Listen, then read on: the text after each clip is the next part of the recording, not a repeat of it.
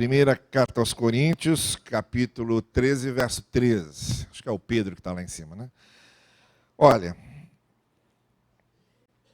eu não vou fazer muito diferente do que normalmente nós costumamos fazer sempre que chega a virada do ano e a gente quer fazer votos às pessoas. Nesse final de 2019, esse é o nosso último domingo, antes do próximo ano. No próximo ano nós já estaremos em 2020, no próximo domingo já estaremos em 2020. E essa é a época em que nós nos desejamos votos de muita paz, muita saúde, muitas realizações, não é? Na mensagem de hoje, que não é exatamente uma mensagem, é um voto extenso, um voto longo, eu gostaria de fazer o meu voto a vocês, a nós. Que você tenha durante o próximo ano, e experimente durante o próximo ano, essas três coisas que o apóstolo Paulo está falando aqui nesse versículo. Vamos ler todos juntos? Assim permanecem agora esses três: a fé, a esperança e o amor. Isso. Eu quero desejar a vocês, no próximo ano, essas três coisas: fé, esperança e amor. Mas como isso fica ainda muito inexplicado, porque essas três palavras são muito ambíguas, elas possibilitam diversas compreensões, possuem diversos significados diferentes. Ao desejar a você mais fé, mais esperança e mais amor, talvez você pergunte: que fé, que esperança e que amor? Qual fé, qual esperança e qual amor?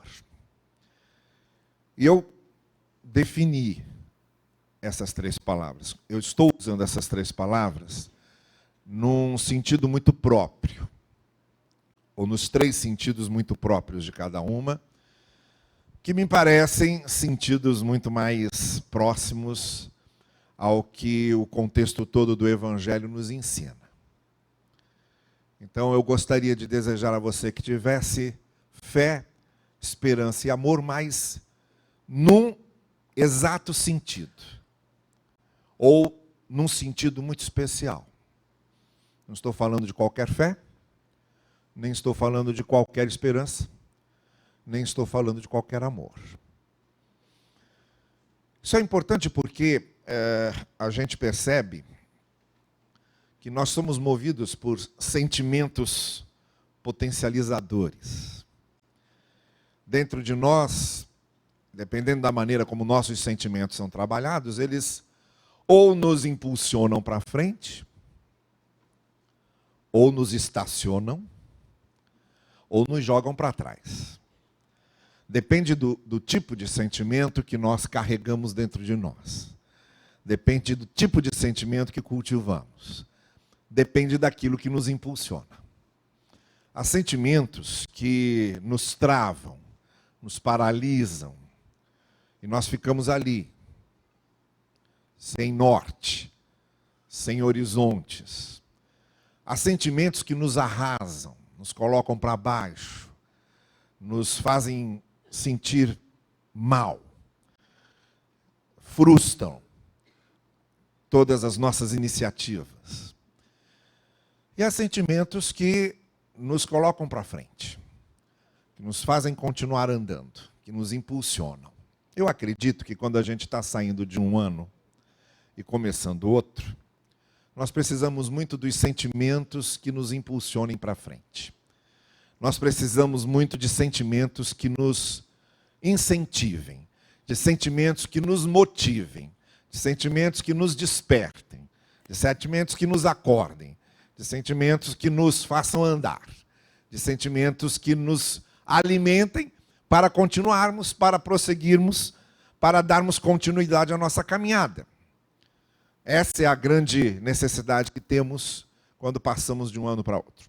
Esses marcos são muito importantes. Vocês sabem que, a rigor, nós é que marcamos os tempos. Os acontecimentos não têm datas. Os nossos corpos também não têm datas. Não adianta a gente marcar uma data, porque se o corpo tiver que ficar doente, ele vai ficar doente, não importa que data seja.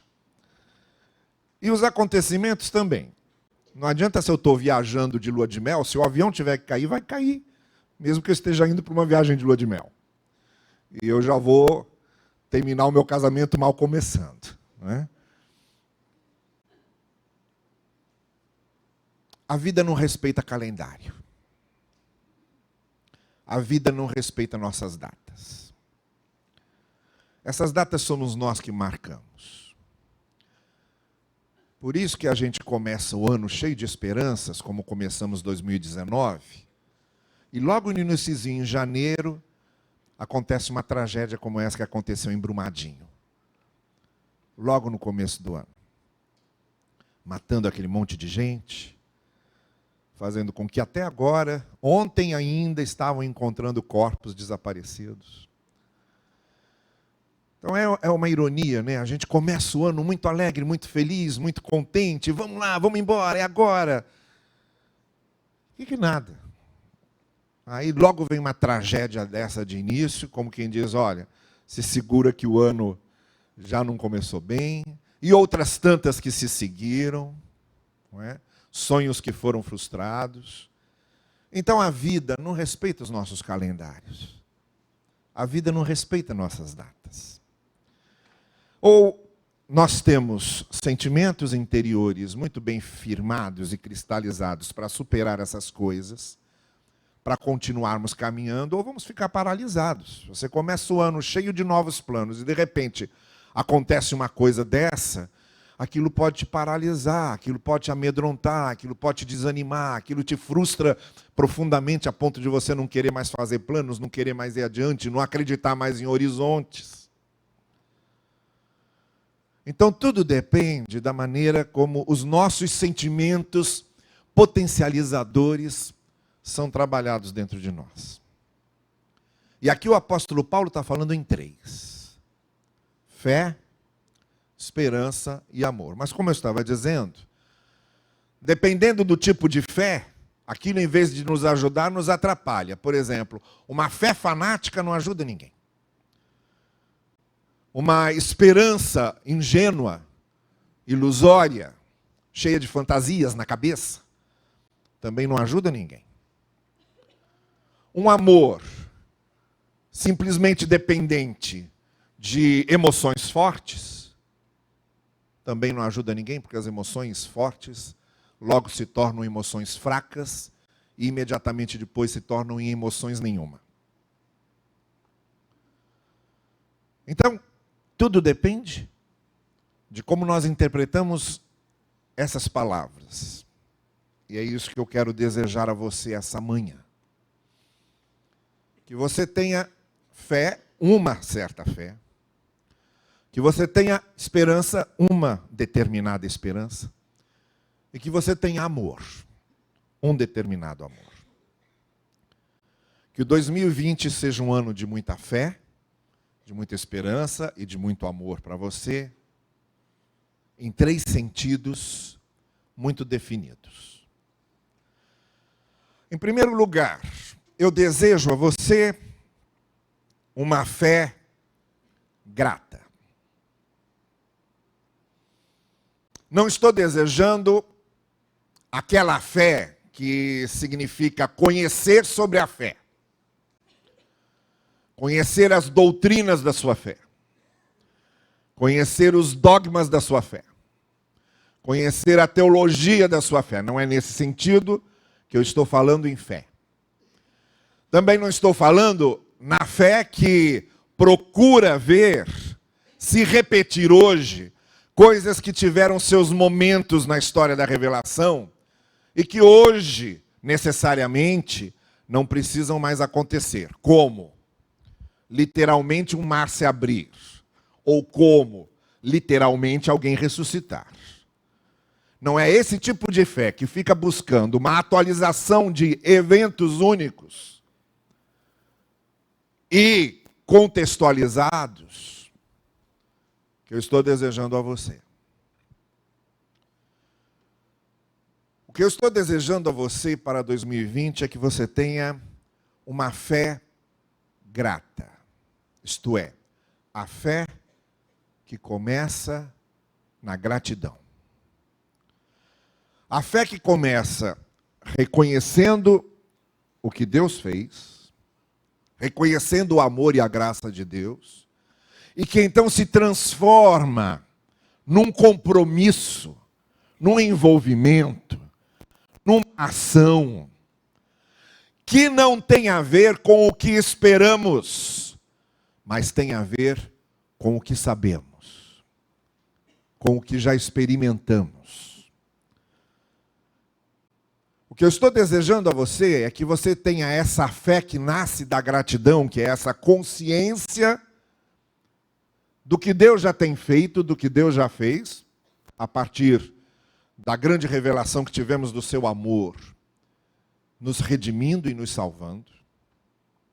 E é uma fé que não fica querendo provocar ações de Deus em termos do seu poder, apenas como se nós dependêssemos fundamentalmente de ver Deus agir para confiarmos no seu amor e na sua graça.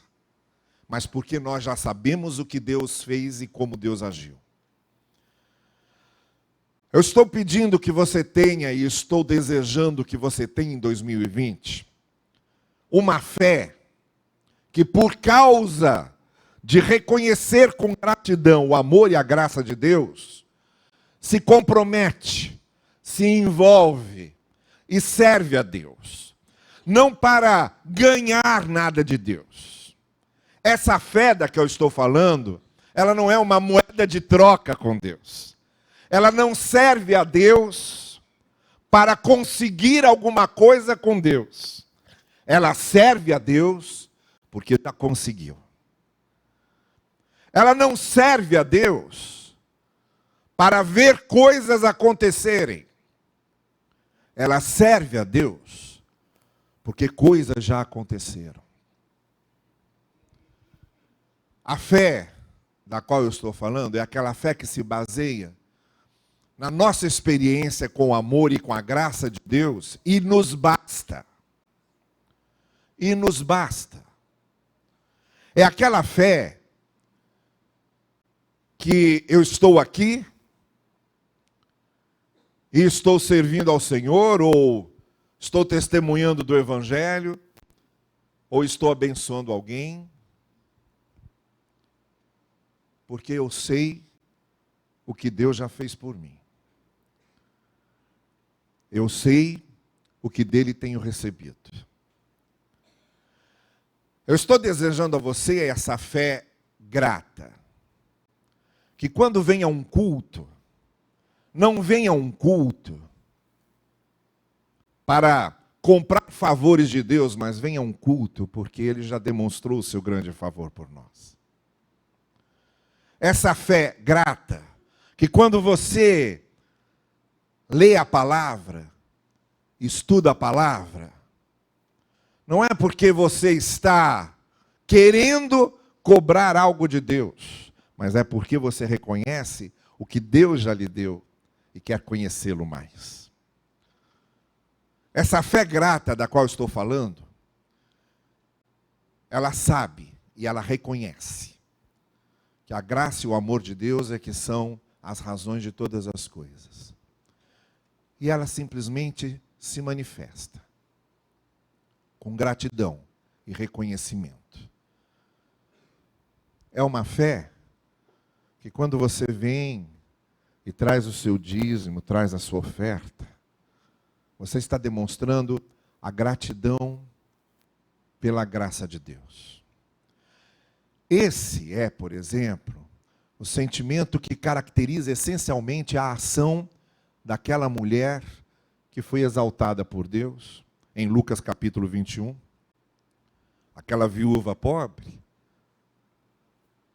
ela não estava lá para cobrar nada de Deus, ela estava lá para agradecer. E a grande questão é que quem olhava para ela, logo se perguntava, essa mulher está agradecendo o quê? Ela está agradecendo o quê? Vem só com uma moeda? Uma viúva, em tempos essencialmente patriarcais, em que uma mulher sem marido não valia, nem era vista. E pobre. Isto é, aquela mulher a cada dia precisava cuidar do seu sustento. Está agradecendo o quê? Nós, que hoje, para nos sentirmos gratos, precisamos de uma lista enorme para nomearmos. De uma lista de bênçãos para ficarmos dando razões para a nossa gratidão. Aquela mulher, a gente perguntava, está agradecendo o quê? Ela estava agradecendo a graça. Por reconhecer quem era ela, por saber que dependia essencialmente da graça de Deus. Era por isso que ela estava agradecendo. Porque aquela mulher sabia o que era depender essencialmente da graça. Depender essencialmente da misericórdia de Deus. Ela sabia. Aquela moeda tinha um valor intrínseco de reconhecimento do que é viver agraciado por Deus. Ali estava a beleza daquela cena. Ela olhava, podia olhar para aqueles fariseus todos que estavam ali, como Jesus Cristo diz na descrição da cena, alguns jogando seus sacos de dinheiro, e podia dizer, vocês todos não têm ideia do que é depender da graça. Vocês não têm a menor ideia do que é viver pela graça. Vocês não têm a menor ideia do que é precisar sentir a graça dia a dia ali presente, porque você não pode depender de mais nada, a não ser depender da misericórdia e da graça de Deus. A única razão e o único motivo pelo qual aquela mulher estava ali era o da gratidão. Nenhum mais. Fé grata. Fé leve. A fé grata é uma fé leve. Quando você diz assim, olha, eu dependo da graça e da misericórdia de Deus e sou grato pelo que Ele tem feito. É essa fé que eu desejo a você. Não é a fé que fica querendo comprar Deus, negociar com Deus, barganhar com Deus. Não é a fé que precisa de grandes prodígios e de grandes milagres para se manter. É a fé grata. A fé que olha para trás e reconhece e agradece. A segunda palavra é a palavra esperança. E é o que eu desejo a você também para o próximo ano. Que você tenha esperança. E aqui eu estou falando de uma outra determinada esperança. Assim como eu estou me referindo à fé grata, eu estou agora me referindo à esperança participativa. Que também, talvez seja a única esperança que vale a pena. Eu estou falando numa esperança diferente daquela outra, em que você fica parado, esperando as coisas acontecerem. A esperança de que as coisas mudem. A esperança de que as coisas melhorem, mas que caia no seu colo. Que aconteça magicamente. Eu estou desejando a você uma outra esperança que é muito melhor. Que é a esperança participativa, isto é, a esperança que eu tenho e que me faz trabalhar para que aquilo aconteça. Se eu tenho a esperança, vamos usar um jargão desses que o pessoal usa, se eu tenho a esperança de um mundo melhor, o que é que eu estou fazendo para que eu seja uma pessoa melhor, que torne o mundo menor. Essa esperança participativa que faz com que você se envolva em alguma coisa para melhorar as coisas. Essa esperança participativa que faz com que, se você tem problemas familiares, você faz alguma coisa para resolver os problemas familiares. Se você tem questões graves no lugar onde você trabalha, que você faça alguma coisa para solucionar aquelas questões graves no lugar em que você trabalha. Não é a esperança choramingas da pessoa que vive reclamando de tudo e fala, eu só espero em Deus que a coisa melhore.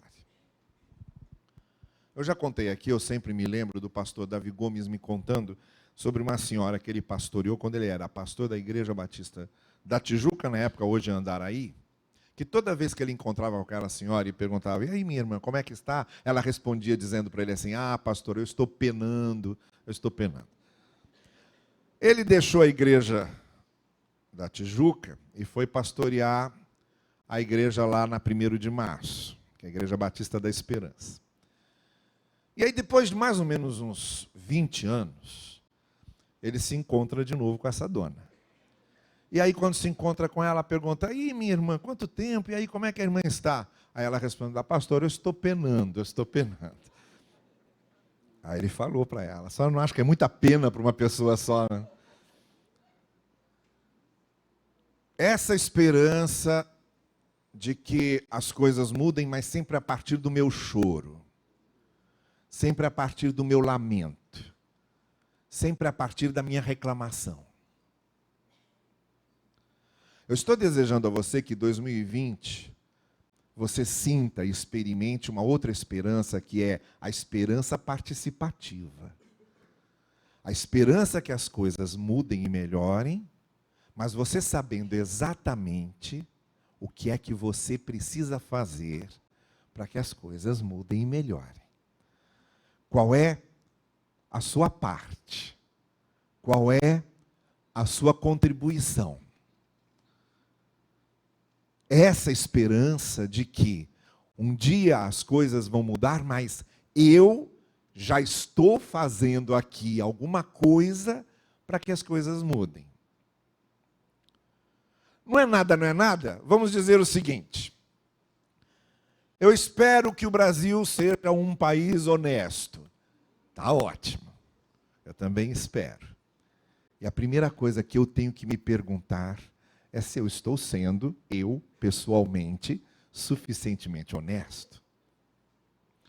Ou eu espero que a cidade do Rio de Janeiro acabe a violência. Tá ótimo, isso também é um desejo muito bom, porque ninguém gosta de violência. Mas aí eu preciso virar para mim e me perguntar o que é que eu estou fazendo para que as coisas sejam menos violentas. As minhas reações menos violentas. A minha maneira de tratar as pessoas menos violenta. Em palavras ou em gestos. O que adianta eu ter a esperança de uma cidade que não seja violenta e eu vivo atropelando as pessoas que estão perto de mim? Eu vivo ferindo as pessoas que estão perto de mim. Eu vivo machucando aqueles que cruzam o meu caminho. Então, o que eu estou desejando a você é que você tenha uma fé grata, que você tenha uma esperança participativa. Espere sim as coisas melhorarem, mas veja exatamente qual é a sua parte para que aquelas coisas melhorem. E a terceira palavra é amor. A fé, a esperança e o amor. E como aconteceu com as duas anteriores, eu quero falar de um determinado amor. Amor é uma palavra hoje que tem tantos significados. Mas eu estou falando de um amor determinado. Que a nossa fé seja grata, que a nossa esperança seja participativa e que o nosso amor seja maduro. Que eu tenha um amor maduro. A maturidade não tem preço. Ela é uma bênção. Quando a gente amadurece, e quando a gente começa a ver as coisas com olhos maduros, isso é uma graça. Isso é uma dádiva. Eu já falei aqui, e volto a repetir. Se eu, hoje, com 57 anos, me encontrasse comigo com 20, não dava uma conversa de 10 minutos. Às vezes eu chego a pensar que não dava conversa nem de 5. Porque a gente amadurece, é bom que seja assim. Há alguns sinais muito claros da maturidade. Por exemplo, pessoas que conseguem rir de si mesmas. Isso é um sinal claro de maturidade. Sabe, quando eu consigo olhar para as minhas limitações, para os meus próprios defeitos, para as minhas próprias falhas, e consigo encarar isso com bom humor. E quando comentam sobre isso, eu sei encarar numa boa. E rio de mim mesmo. Olha, essa capacidade de rir de si mesmo é uma das melhores características da maturidade que a gente só consegue com o tempo. Outra coisa boa na maturidade é não dar tanta atenção aos supérfluos, mas atentar mais para a essência, para aquilo que é realmente importante. Você já não se deixa levar pelos apelos mais circunstanciais das coisas, mas você se preocupa mais com a essência das coisas, se preocupa mais com a substância das coisas, com o sentido das coisas. Isso é outra questão de maturidade também, que é uma dádiva quando você começa a ver as coisas desse jeito. Mas tem uma característica da maturidade que eu estou usando aqui na questão do amor, e por isso que eu estou chamando de amor maduro. Uma das outras características da maturidade é você não precisar de motivações externas para fazer determinadas coisas. Você faz porque sabe que aquilo precisa ser feito. E não precisa de muito oba-oba. Não precisa de muita efervescência. Não precisa de uma banda tocando. Não precisa de um grande motivo externo, de uma festa. Você não precisa das motivações de fora. Você faz porque dentro você sabe que precisa ser feito daquela forma. Que aquilo precisa ser feito. Simplesmente porque é o certo fazer. Esse é o que eu chamo de amor maduro. É o amor que, para amar, não precisa das motivações externas, nem precisa do reconhecimento externo. O amor maduro, ele ama porque ama. O amor maduro, ele faz bem porque ele gosta de fazer bem. O amor maduro, ele ajuda porque ele sabe que o certo é ajudar. Sem esperar recompensas, sem grandes incentivos pirotécnicos, ele faz e ama porque ama e faz por ser certo amar e fazer. Essa é uma das grandes características da maturidade, e por isso eu estou falando do amor maduro. Aquilo ou aquele que nos leva a agir, simplesmente porque é aquilo que deve ser feito. No final desse 2019, e pegando essas 3 virtudes que são chamadas na teologia de virtudes teologais, você sabe que a gente chama de virtudes cardeais. Isso na teologia católica, né? Vocês não são muito bons católicos, então deixa eu explicar. As virtudes cardeais são aquelas que têm a ver com o outro e que vêm da necessidade do outro, né? Então, por causa do outro e da necessidade do outro, você é paciente, você é manso e por aí vai. Mas essas 3 virtudes são chamadas as virtudes teologais. Eu gosto muito dessa explicação lá, no contexto católico. Para mim, ela é muito boa. As virtudes teologais, elas vêm do nosso convívio com Deus. Elas vêm da nossa intimidade com o Senhor. Elas são produzidas dentro da gente a partir do que a gente conhece da palavra. A fé, a esperança e o amor. Eu desejo a você, em 2020, que você tenha muita fé, mas que a sua fé seja uma fé grata. E que isso seja a sua alegria. Eu desejo a você que você tenha muita esperança, mas que a sua esperança seja uma esperança participativa. A gente espera que as coisas melhorem e age para que as coisas melhorem. E desejo a você que 2020 seja um ano de amor, mas de amor maduro.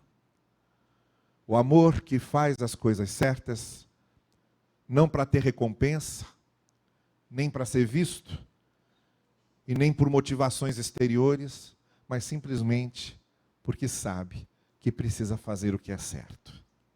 Esse é o amor que eu desejo a você, essa é a esperança que eu desejo a você, essa é a fé que eu desejo a você, e que todos nós tenhamos um 2020 cheios de fé, de esperança e de amor, e que o Senhor assim nos abençoe. Amém.